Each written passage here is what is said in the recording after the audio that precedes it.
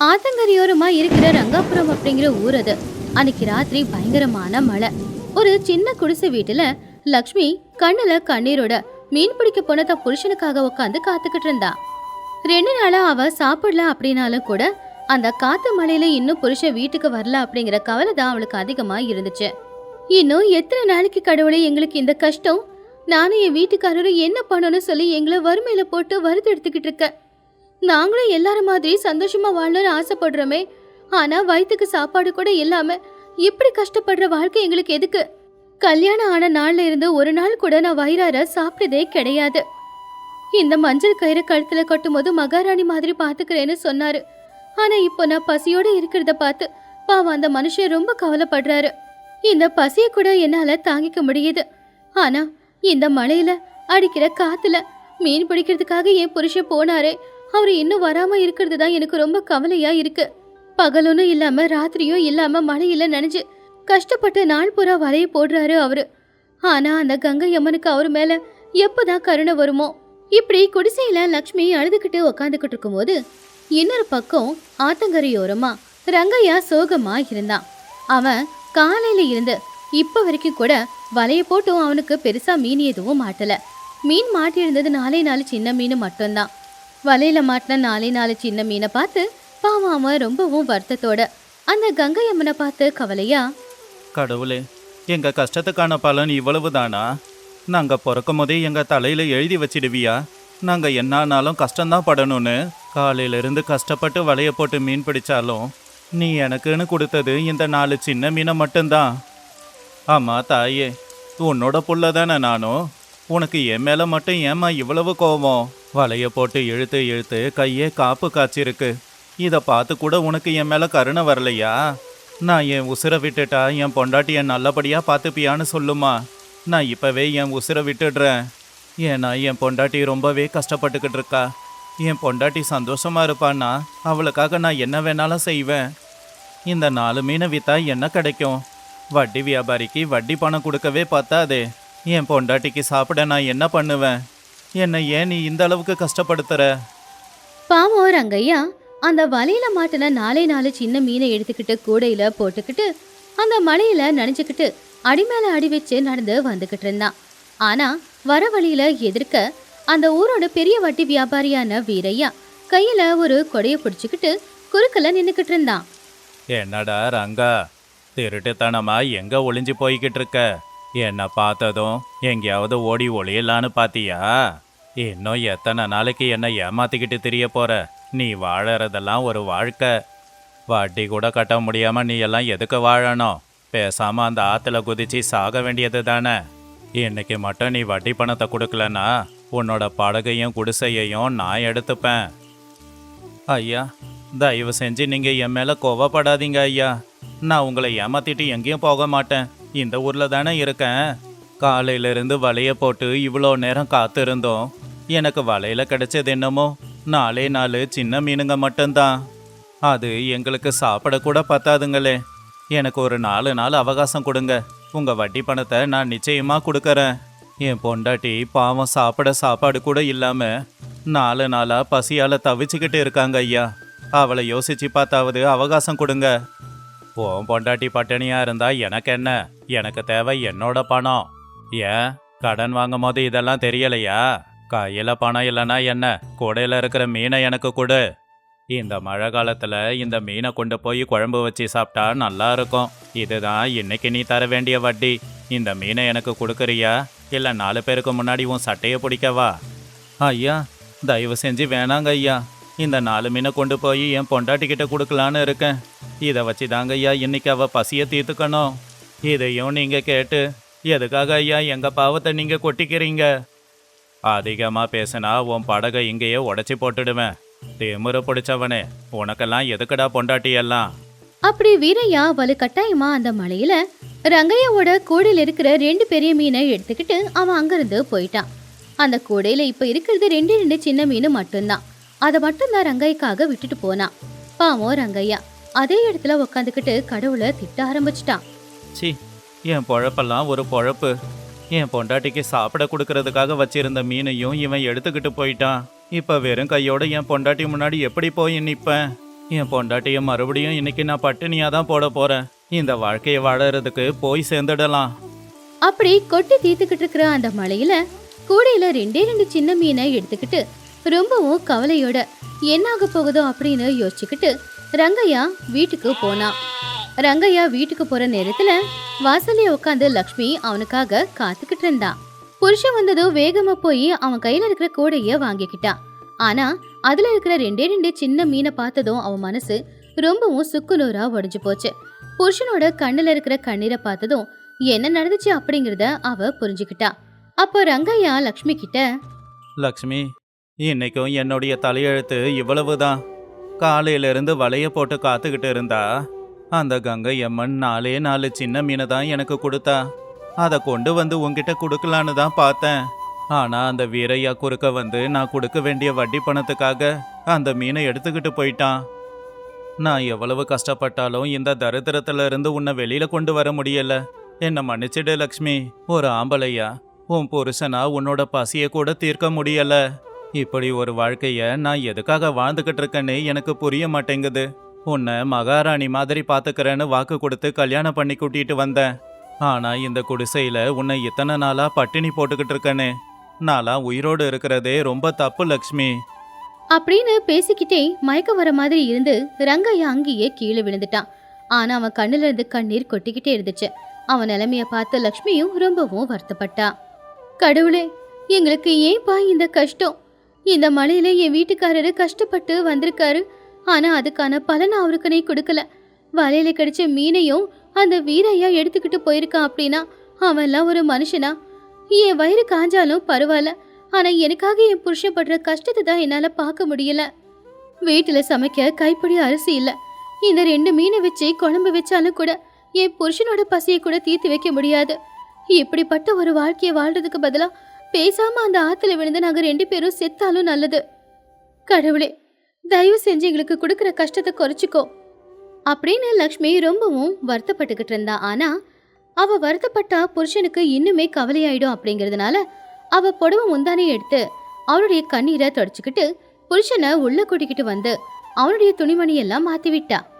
ஏங்க, எதுக்காக நீங்க இவ்வளவு கவலைப்படுறீங்க? என் பசியை பத்தி கவலைப்படாதீங்க. என் பசியை விட நீங்க படுற கஷ்டம் தாங்க எனக்கு உண்மையிலேயே பெரிய கவலைய கொடுத்துக்கிட்டு இருக்கு. உங்க கண்ணீருக்கு முன்னாடி என் பசியெல்லாம் ரொம்ப சின்னதுங்க. நிலைமை நம்மளது இப்படியே இருக்காதுங்க. என்னைக்காவது ஒரு நாள் அந்த கடவுள் நமக்கு நல்ல வழியை காட்டுவாரு. அன்னைக்கு நாம 2 பேரும் வயிறார சாப்பிடுவோம், சந்தோஷமா இருப்போம். தயவு செஞ்சு எனக்காக கொஞ்சம் தைரியத்தை வரவழைச்சுக்கோங்க. ஆனா நாளைக்கு என்ன பண்றது லக்ஷ்மி? வட்டி தான் கட்டுறேன், அசலை கட்ட முடியல. வீட்டுல சாப்பிட எதுவுமே இல்ல. என் கையால் ஆகாத தனத்தை நினைச்சா ரொம்ப கஷ்டமா இருக்கு. அப்படி சொல்லாதீங்க. நாம திருடல இல்லையா?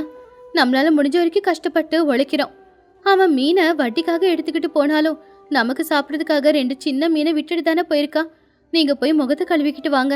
நான் இந்த மீனை வச்சே ஏதாவது செஞ்சு வைக்கிறேன். எப்படியோ கொஞ்சமாவது நம்ம அரை வயிறு சாப்பாடாவது சாப்பிடலாம். அரை வயிறு சாப்பாடு சாப்பிட்டு மிச்ச வயிறு நிறையறதுக்கு தண்ணியை குடிச்சிக்கலாம். மற்றதை நாளைக்கு யோசிக்கலாம். நீங்க எப்பவுமே எனக்காக துணையா இருக்கிற வரைக்கும் நான் சந்தோஷமா தான் இருப்பேன். நீங்களும் அதே மாதிரி சந்தோஷமா இருக்கணும். லக்ஷ்மியோட வார்த்தைங்க சோர்ந்து போயிருந்த ரங்கையாவுக்கு தைரியத்தை கொடுத்துச்சு. இப்படி ஒரு பொண்டாட்டி கிடைக்க கொடுத்து வச்சிருக்கணும் அப்படின்னு அவன் யோசிச்சுக்கிட்டு இருந்தான். வெளியில மழை சோன்னு பேஞ்சுக்கிட்டு இருந்துச்சு. ரங்கையா கொண்டு வந்த 2 சின்ன மீனை போட்டு லக்ஷ்மி அவங்க 2 பேருக்காகவும் கொஞ்சம் குழம்பு சமைச்சுக்கிட்டு இருந்தா. அதுக்கப்புறம் புருஷன் பொண்டாட்டி சந்தோஷமா பேசிக்கிட்டே சிரிச்சுக்கிட்டே கொஞ்சோண்டு குழம்பையும் சாப்பிட்டுட்டு அதுக்கப்புறம் தண்ணிய குடிச்சாங்க.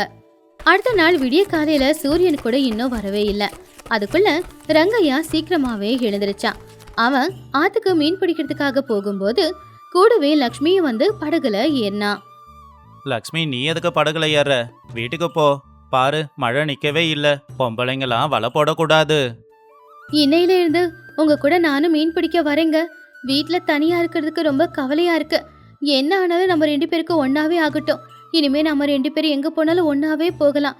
தயவு செஞ்சு என்ன வராத அப்படின்னு மட்டும் சொல்லிடாதீங்க அப்படின்னு லக்ஷ்மி கேட்டதுனால ரங்கையாவும் சரி அப்படின்னு ஒத்துக்கிட்டான். வலை போடுறதுக்கு முன்னாடி லக்ஷ்மி 2 கையெடுத்து கும்பிட்டு கங்கையம்மன் கிட்ட வேண்டிக்கிட்டான். அதுக்கப்புறமா ரங்கையா ரொம்பவும் வேகமா வலைய வீசினான். வலைய போட்ட கொஞ்ச நேரத்துல வலை கனமாக ஆரம்பிச்சது. என்னடா அப்படின்னு சொல்லி 2 பேரும் சேர்ந்து அந்த வலைய இழுத்தாங்க. ரங்கையா அப்போ ஆச்சரியப்பட்டான். லக்ஷ்மி, இது உண்மைதானா இல்ல நான் பகல்ல கனவு கண்டுகிட்டு இருக்கேனா? எப்படி இன்னைக்கு புதுசா வலையில இந்த தங்க நிற மீன் வந்து மாட்டியிருக்கு? உண்மைதாங்க, நம்ம கஷ்டத்துக்காகவே அந்த கங்கை அம்மன் இந்த மீன் கொடுத்திருக்காங்க. இந்த ஒரு மீன் போதுங்க நம்ம கஷ்டம் தீரதுக்கு. 2 பேரும் சேர்ந்து அந்த பெரிய மீனை எடுத்துக்கிட்டு சந்தைக்கு போனாங்க. யாருக்கும் கிடைக்காத அந்த அரிதான மீன் அவனுக்கு கிடைச்சிருக்கிறத பார்த்து எல்லாரும் சந்தோஷப்பட்டாங்க.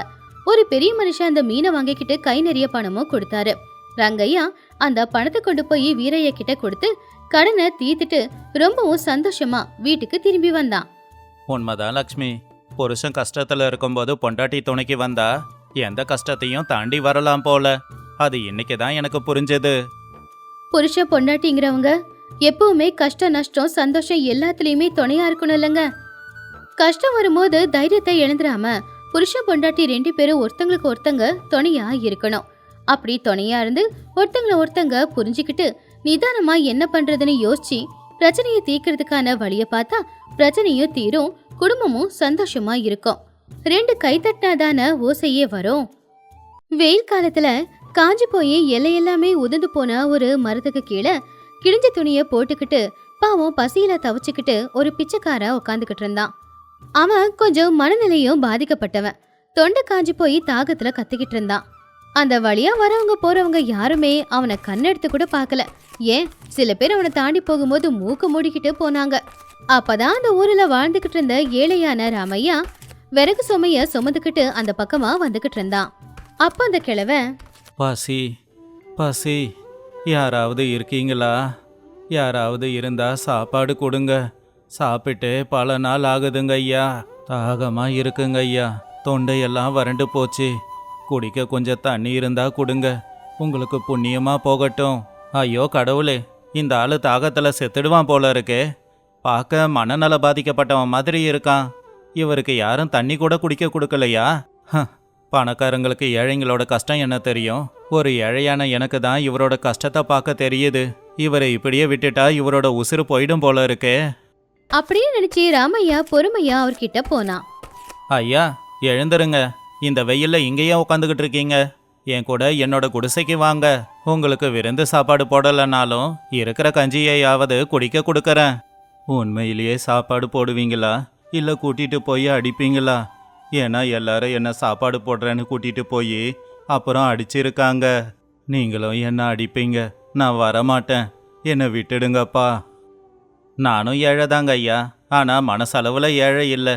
அந்த கடவுள் மேல சத்தியமா சொல்றேன், சாப்பாடு கொடுக்கறேன். என் கூட வாங்க அப்படின்னு சொல்லி ராமையா அந்த பிச்சைக்காரனை கூட்டிக்கிட்டு அவனுடைய வீட்டுக்கு கிளம்புனான். அப்போ வீட்டோட வாசல்ல அவனுடைய பொண்டாட்டியான சீதா கீரைய கிள்ளிக்கிட்டு இருந்தா. பாவம், இத்தனை வருஷம் வறுமையிலேயே வாடின அந்த கஷ்டம் முகத்துல தெளிவா தெரிஞ்சுது.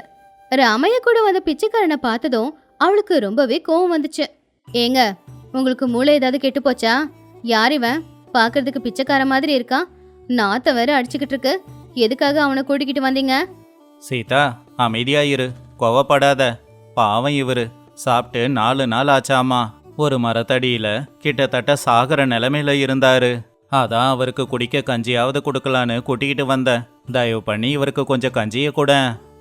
இதுக்குதான் உங்களுக்கு அறிவு இருக்கான்னு நான் கேட்டேன். நம்ம வீட்டுல நாம சாப்பிடவே கஞ்சி இல்லையாமா? இதுல இந்த பிச்சைக்காரனுக்கு கஞ்சி ஊத்துறேன்னு சொல்லி கூட்டிட்டு வந்திருக்கீங்கன்னா உங்களுக்கு கொஞ்சமாவது அறிவு இருக்காங்க? நீங்க சம்பாதிச்சு கொண்டு வரதுல நாம 2 பேருமே வயிறார சாப்பிட முடியல. இதுல 3ஆவதா இருக்கிறவருக்கு நான் எங்க இருந்து கஞ்சியை ஊத்த? நேத்து ராத்திரி நீங்க கஞ்சியை குடிச்சிங்களே, நான் சாப்பிட்டனா இல்லையான்னு யோசிச்சு பாத்தீங்களா? கஷ்டப்பட்டு உழைக்கிறவரு நீங்க சாப்பிடட்டும்னு சொல்லி நான் தண்ணியை குடிச்சிட்டு படுத்தேன். நம்மளை பாத்துக்கவே நம்மளால முடியலையாமா? இதுல வழியில போறவங்க வரவங்களெல்லாம் பாத்துக்கிற அளவுக்கு நாம என்னைக்கு வளர்ந்தோம்? இந்த பிச்சைக்காரனுக்கு நான் என்ன சாப்பாடு போடுறது சொல்லுங்க? தேவையில்லாம வந்துட்டு அமுச்சு விடுங்க. அப்படி சொல்லாத சீதா. நாம கஷ்டத்துல இருக்கோம், அது உண்மைதான்.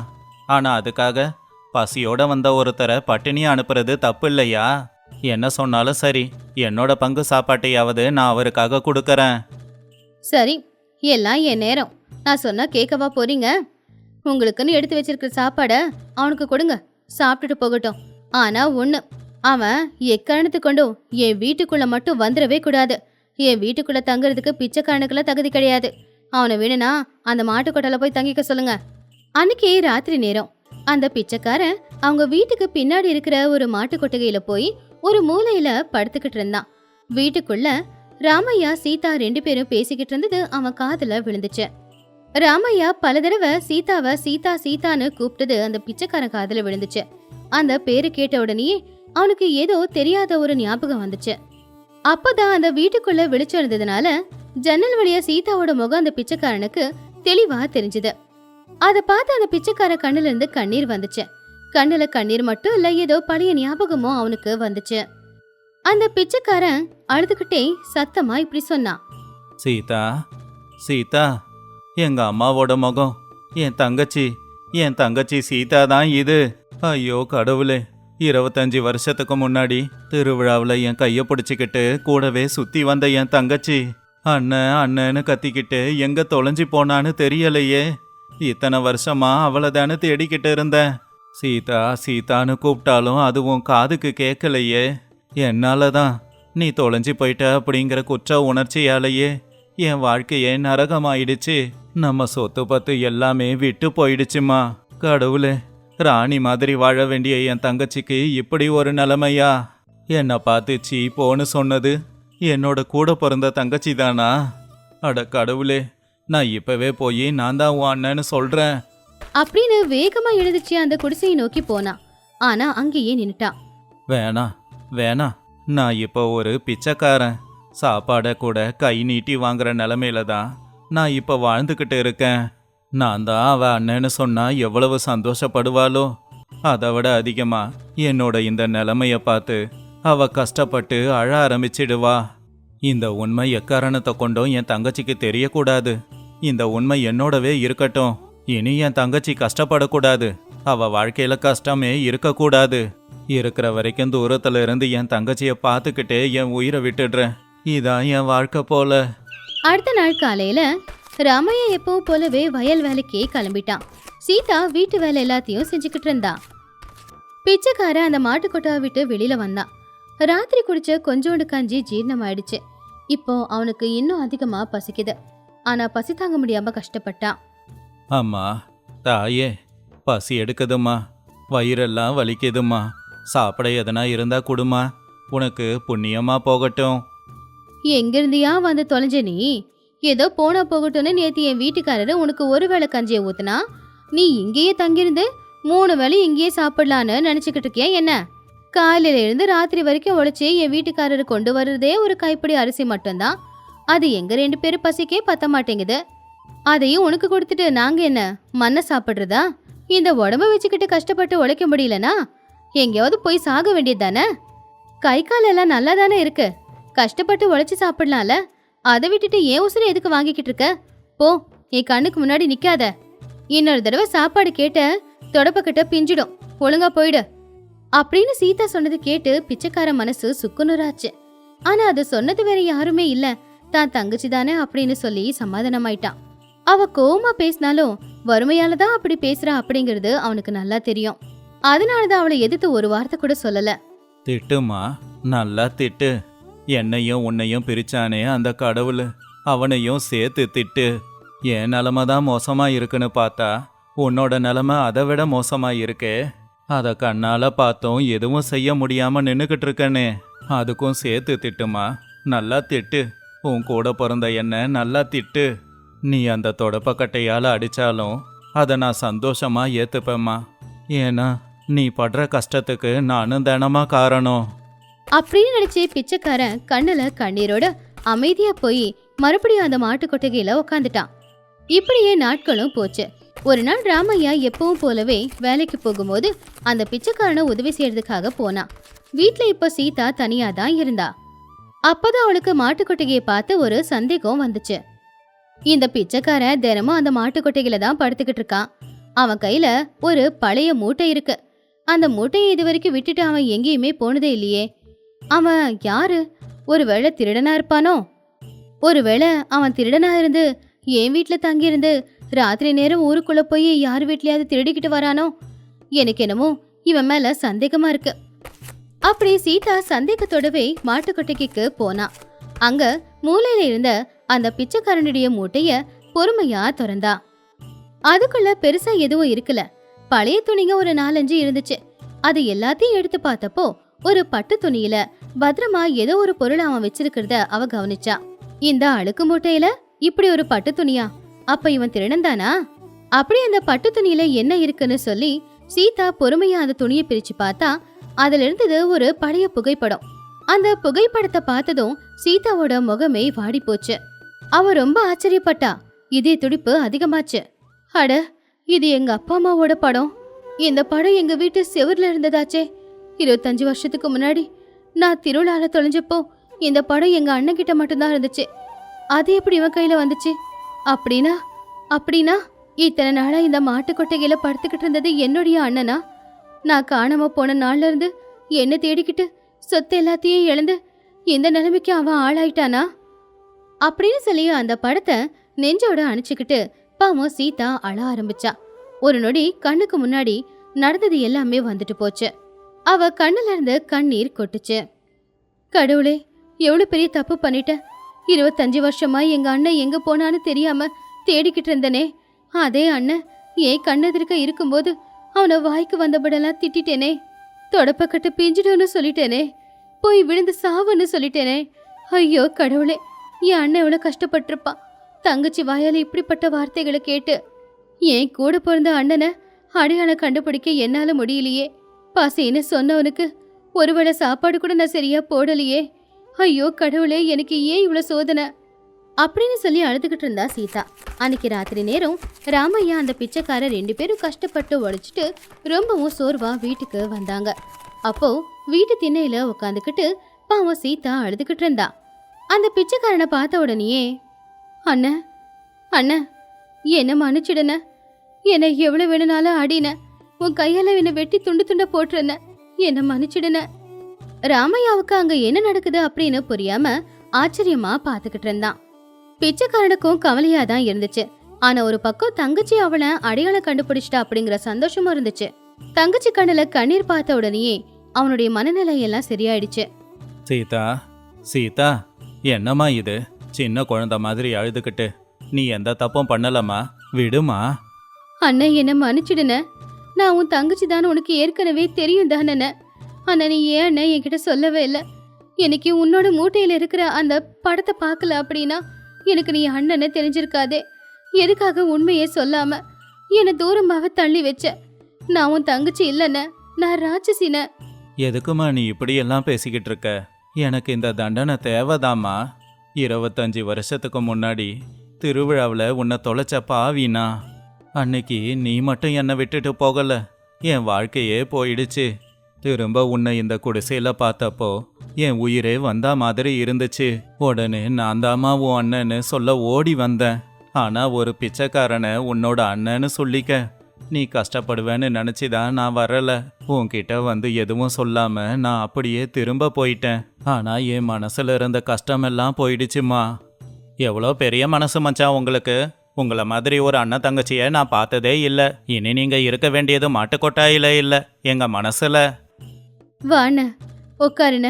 இன்னைக்கு உனக்காக நான் சமைச்சு வச்சிருக்கேன. இத்தனை நாளா உனக்கு சாப்பாடு போட கஷ்டப்பட்ட உன் தங்கச்சி இன்னைக்கு உனக்காக மனசார சமைச்சு வச்சிருக்கேன. வாண்ண, தங்கச்சி கையால வயிறார சாப்பிடுன. ஆனா இப்போ அந்த பிச்சைக்காரனுடைய கண்ணுல பசி தெரியல. 25 வருஷத்துக்கு முன்னாடி தொலைஞ்சு போன தான் தங்கச்சி கிடைச்ச சந்தோஷம் மட்டும்தான் இருந்துச்சு. அண்ணன் தங்கச்சி அப்படிங்கிற உறவுங்கிறது சாதாரண உறவு இல்ல. அந்த உறவை உடைக்க யாராலையும் முடியாது.